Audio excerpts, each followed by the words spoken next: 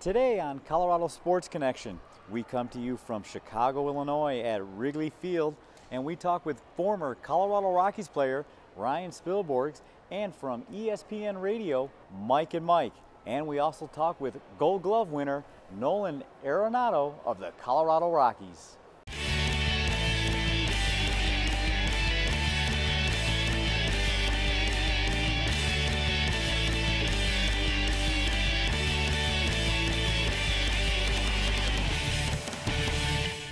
Hello everybody and welcome to Colorado Sports Connection. Well, today we have a very special guest.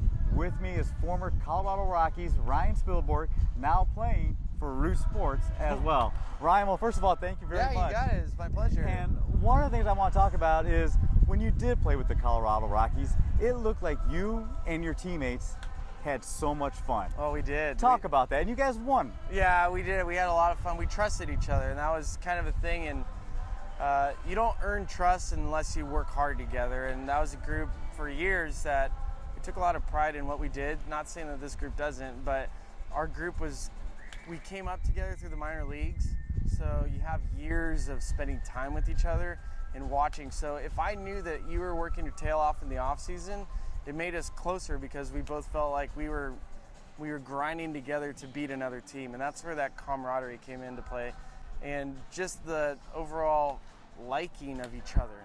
When you're friends with the guys on your team, it makes fighting and doing this game, because this is a hard game. Major League Baseball is a rough lifestyle. Despite what everybody says, it's getting up every day, it's grinding, it's being away from your family, it's doing a lot of things and sacrifices to play a game, which is actually hard at times because you go through stretches where you're 20 games under 500. It's not very much fun to come to the baseball field. So you have to find ways. You have to have those personal relationships that make it fun. It is a great, badge of honor to be a major league player, because it's very rare out of all the players that have ever played baseball do they ever make it to the major league levels. But at the same time, this is an exhausting year-round job that is very hard, because at times if I said I'm going to trade you, you have to get up and leave your family or move your family out of a place you're comfortable. It's very rare unless you're doing certain jobs. Now, certain people do that, but uprooting family all the time is not an easy task. Yeah. And for me, like, you asked me about playing around the world. Well, I played in Japan last year, and that was another experience that one of the best things I've ever done was having the ability to play baseball at a high level, to where I got an opportunity to go live in a country that I probably would never have spent more than a month at best. So I got to spend 11 months with my family. 3 of them, my family's actually with me. But by the time I got back, I realized that for me personally, spending that time with my family, because I have a 3 and a 4-year-old at the time, I was losing moments with them that I could never get back. Sure. And the grind of baseball and being taken away from them wasn't as important anymore to getting a paycheck. And so Root Sports presented themselves as something that I could do where I'm still involved with baseball, but where I could be home. And that's where my heart was at. I wanted to be home with my family. I wanted to share my days with them versus share them with a group of guys every single day for 200, 300 days out of the year. You're talking about Japan. Talk a little bit about an educational standpoint on what you learn by also playing in another country. Yeah, well, I learned that Japanese people are very well respected, in that they treat everyone by the golden rule. It's literally, I was disappointed, and the joke is like I got back from the United States after being in Japan for 11 months, and I'm walking in line to go through customs to get back into the United States, and it's just me by myself. I'm on my cell phone. Someone tells me, get off my phone, I'm sorry. And they put up the tether line right in front of me, so I have to walk through the line by myself. I was like, well, back in America. In Japan, you go to a 7-Eleven, you go to any place, and they will treat you like you're the King of Sheba, or the Queen of Sheba, whatever one you want to be. Sure. But they realize that their job is a reflection of who they are. So they're going to do it to the best of their ability. I think a lot of times, like and this is all my opinion, I think we've lost sight of that. People want to be over here where you're not focused on what you're doing today, and you're always looking for something better when you can just be doing what you're doing as best as you can and you'd be happy with it. And Japanese people, they take so much pride in what they're doing that I appreciated it. And it was comforting to know that that's how they lived, because it was so simple but straightforward and right on. Now, you've also had the opportunity to play in a lot of ballparks. Yeah. Okay. Here we are at Wrigley Field. They're celebrating their 100th anniversary. Yep. 1914. Here it is, 2014. You've had some time to, like I said, spend all over this country in ballparks. Talk about your time at some of your favorite ballparks. Well, Wrigley Field is one of my favorite ballparks, but not for most of the reasons. I love the history of this field, but this field is very, very old compared to some of the other parks. I mean, this is a crammed locker room in here. The locker room is probably the same as it's been 100 years ago, so certain amenities are not quite what you get accustomed to. The field has definitely been updated a lot. It used to be you could twist an ankle just running out to the outfield. But the beauty of this park is look at how much it's part of Chicago.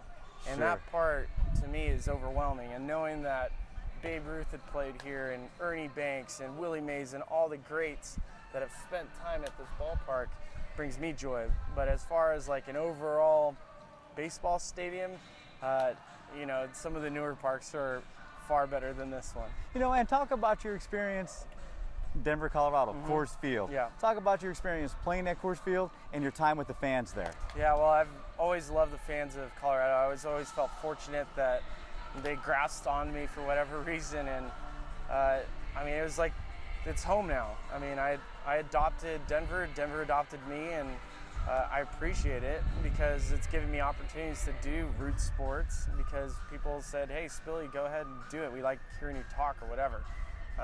But Coors Field, beautiful field. Hands down the most beautiful field in baseball, and I've seen them all. And it's crazy to think that Coors Field's the third oldest stadium in all of Major League Baseball. Only Wrigley, Boston, actually Dodger Stadium. And Dodger Stadium. Is actually a little bit older, but fourth oldest. And you don't think of that when you go to the ballpark because it's been maintained so well. Looks like it was open just 2 years ago. It does, and you got to take pride in that field. And I've always taken pride in Coors Field. I've taken pride in being a Rocky, representing them, and getting a chance to be part of it in some facet now. And before I let you go, I'd like to see if you can get some information to some of the young kids out there. Because I notice a lot of ball players go right from high school into the minor leagues. Yeah. Okay, and they tend to pass the experience of playing in college. What are your thoughts on that? I think it's all different for varying individuals. I don't have a blanket statement, say go to college just to go to college. I think it varies on every individual, and I always tell people, if you're passionate about something, if you love what you're doing, whether it doesn't have to be baseball, it doesn't even have to be sports, just make sure you do it the best you can. But certainly my experience of being able to go to college and have a college degree has definitely benefited me in the long term. I mean, I had an opportunity to maybe sign out of high school, and I'm glad I personally didn't do it. But again, when you watch this game, there's phenoms in this game like a Bryce Harper and certain guys that are more than capable of playing at a very young age. But developmentally, I like it when people experience life, and college, I think, is a really important part of life that if you don't experience it and you don't go back, you can't get that back. And so, again, everything is different for every individual. Sure. I can't tell everyone to go to college, but certainly from my experience, college benefited me a lot. You were talking about part of life, and I love asking all ball players this question. If you could have the opportunity to play with one ball player from any era, who would that one player be and why? Oh man, that's a great question. You know what? I really loved playing with Todd Helton, and so Todd to me was one of the best individuals he was a hero of mine even before I made it to the big leagues. And I got the pleasure of playing with him. So, I mean, of all eras, it'd be great to play with Babe Ruth or Willie Mays, or even face a pitcher like Walter Johnson or any of the best, like Jim Palmer. but to be honest, I felt like I got to play with one of my heroes, and I really enjoyed it. Ladies and gentlemen, one of Colorado Rockies' fan favorites, Ryan Spilborg, will be right back with more Colorado Sports Connection. Thank you very much.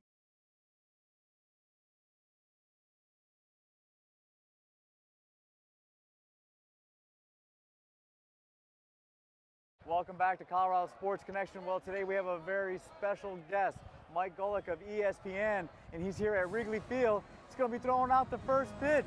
And I'm watching you and your partner, Mike Greenberg, and you guys are really sports fans. We are, and amazingly enough, we've done this about 6 times, and Greeny's made it to the catcher every time. The first time I ever did it was actually here at Wrigley a few years ago, and I bounced it in. And I got booed, and I deserved to get booed. Then I went to my hometown of Cleveland, threw out the first pitch for the Indians, and I bounced it again. So I've done it a few times after, and I've made it, but I'm a little red-brained about it, and so I get a little nervous. Greeny just throws like an ephus pitch just to get it in there, and usually makes it. So have you practiced? Not really. I'll warm up a little bit because my built-in excuse is my 7 shoulder surgeries, just in case I don't make it in. I'd like to get that part in. Former NFL player, for the Philadelphia Eagles. You played tough. Greeny, the most he's ever done is maybe had a hangnail. So, he's not really affected by injury. I was talking earlier, you guys are sports fans. Yes. What is it that you love about the game of baseball and Wrigley Field? Well, Wrigley Field, I went to Notre Dame. My wife's from Chicago, so she was here. Though she was a White Sox fan too, but going to Notre Dame's an hour and a half away. We come up here and go to games.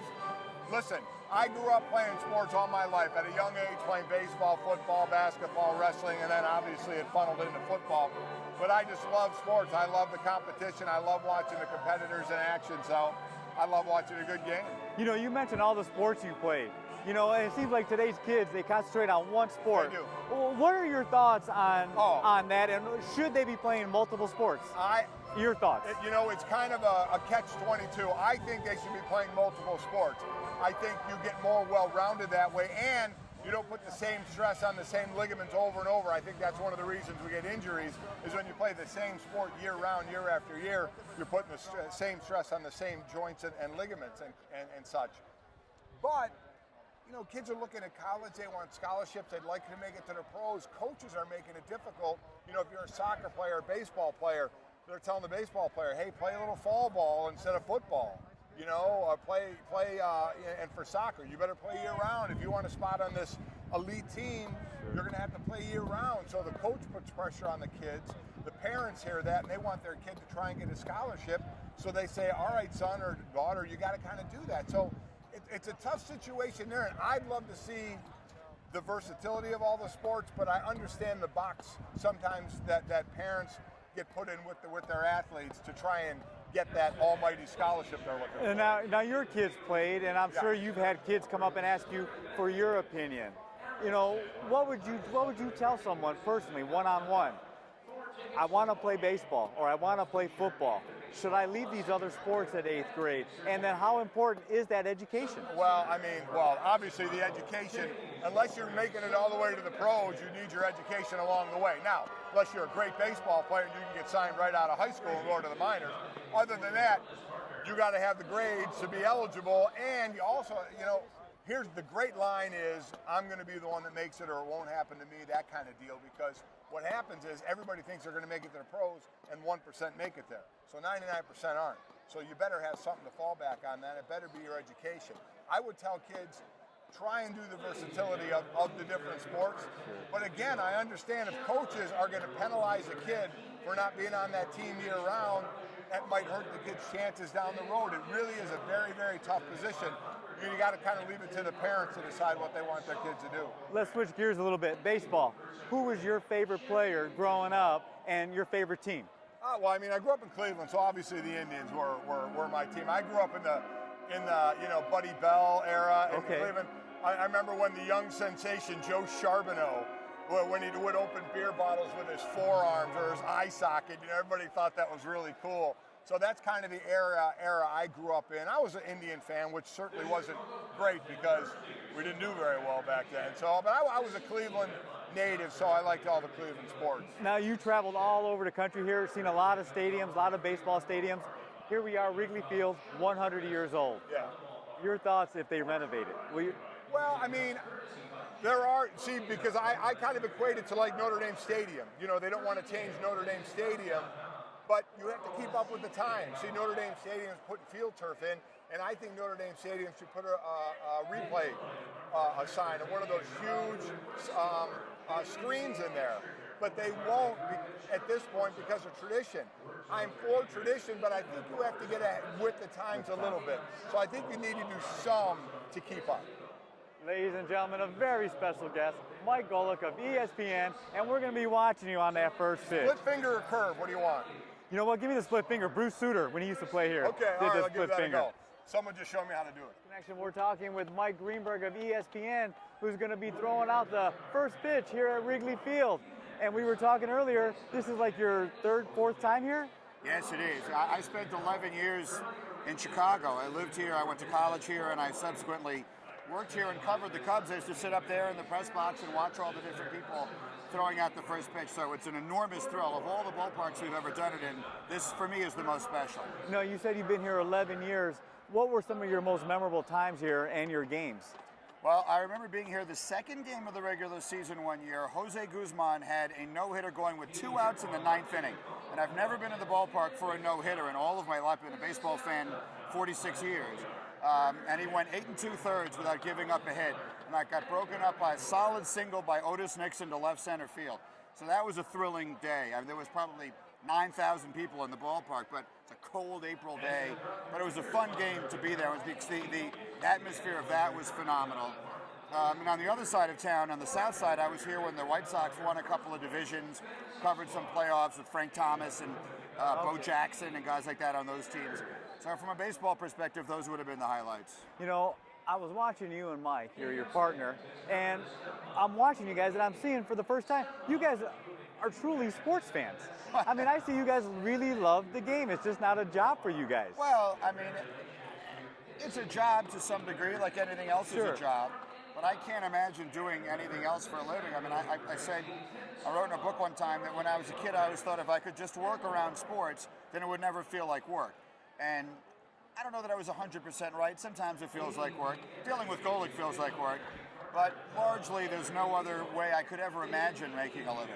You know, and talk about the Chicago baseball fans, your opinion on them. Well, I mean, they're incredible. If you look at this ballpark, and I guess the ballpark itself has something to do with it because it's just a special place. You know, but they put a lot of people in this ballpark every single day. They haven't won a World Series in 106 years. That's really remarkable when you stop and think about it. The futility that they have gone through, some of the heartbreak they've gone through here in relatively recent time, and just how much losing has gone on in very recent time. And they've still got, this place is still packed with people. They're an incredible fan base. And I really, really hope for these people's sake that they get a chance to see a World Series in this park. I think for everybody's sake, it would be great to see a World Series at Wrigley Field. There'd be nothing right now in sports, in my opinion, that could happen that would be bigger than a World Series at Wrigley Field. You know, I was born and raised here in Chicago, 49 years old, and I tell people, they always ask me, you ever have your heart broken? And I say, yeah, twice, 2003 and 1984. 84 is the one everyone always remembers, the Leon Durham game and all that stuff. I was here in '89 also when the Cubs won the division, and they lost a playoff series to a San Francisco team that was better than they were. They just couldn't get Will Clark out to save their soul.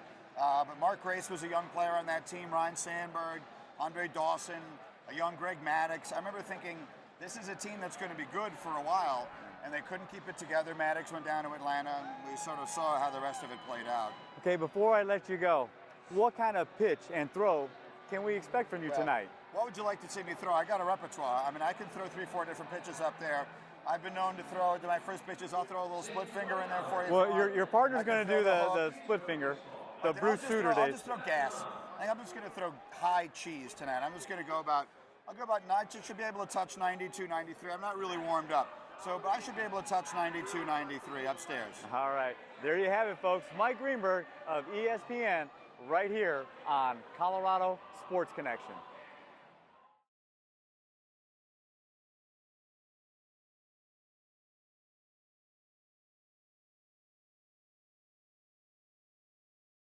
Welcome back to Colorado Sports Connection. Well, folks, only 10 players in the history of Major League Baseball have won the Rawlings Gold Glove Award during their rookie season. And one of those players is with me today, Colorado Rockies infielder Nolan Arenado. Well, congratulations, first of all, on such a great honor. Thank you. I appreciate it. Thank you. And what did it mean to you personally to get the Gold Glove Award? You know, it meant a lot. You know, obviously there's been a lot of hard work that goes into it. You know, a lot of help from a lot of people. You know, I thank God for everything He's done for me, my family. But you know, ultimately, it took a long time for that to happen. You know, obviously I got better as the years went on, but lower in the minors, not too many people thought that I could field the way I can, and thank God enough, I worked hard, and I had the right people around me to teach me. You know, I've been watching you, and you know, you remind me a lot of George Brett. Who did you pattern your game after? I don't know if I really patterned my game after anyone. You know, everyone has their own style, but I always loved watching Adrian Beltre, Alex Rodriguez, you know, guys like that, Evan Longoria. But those are the guys I used to watch. You know, it wasn't really too many of the old timers, I guess, but Adrian Beltre when he was with the Dodgers. And how much fun is it playing next to a guy like Troy Tulowitzki? Well, it's the best. I mean, obviously he's the best shortstop in the game, and we're very fortunate to have him on our team. And he's just a great friend too, and a great leader. And he tries to get everyone better, and then that's all you can ask for. You know, here we are at Wrigley Field, 100th anniversary. What's it like for you to play in such a great stadium and such great fans? I love it. I mean, I enjoy coming here all the time. It's one of my favorite places to come. Last year was the first year I came here, and I fell in love with it. I love coming here, the atmosphere, everything about Chicago, I love. And let's talk about another great baseball stadium, Coors Field. What do you love about Coors Field? I love everything. I mean, that's home. So whenever's home for you, you always have a little, you know, it always feels good to go back home. And I love it. I love being home. I love the fans in Denver. I love the people. And I love our field. You know, it's fun to play there. The fans get into it. It's just a great place to play. You know, before I let you go, you know, I don't know if you got to hear that comment. Only 10 players in Major League Baseball history have won the Rawlings Gold Glove Award. Yeah. Has that sunk in yet to you, and what does that mean to you personally? No, I mean, it sunk in the off season when I heard about it, but it hasn't really sunk in entirely because, you know, there's still a lot of work to be done, and I still got to get better, and I'm still learning. And there's a lot of improvement needs to come all around on hitting, fielding. So right now I'm happy, but there's still a lot of work to be done. You know, there's a lot of young kids out there that one day they want to be a major league ball player. Yeah. What advice do you have for them on, you know, juggling athletics and their education? You know, I would just tell them to keep working hard in whatever you do, and definitely school. You know, I mean, school's a big thing. I wouldn't tell anyone not to go to school. That's a big thing for you guys, for kids, that, you know, get good grades, because when you get good grades, there's a lot of opportunities out there. And listen to your parents, because that's something that helped me a lot. Last question.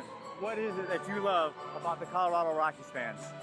Man, I love everything about them, man. They get into the game, they show great support, and they're always there, you know, through tough times like this year, for instance. It hasn't been the greatest year, and they're still sticking with us, and that's why we love them.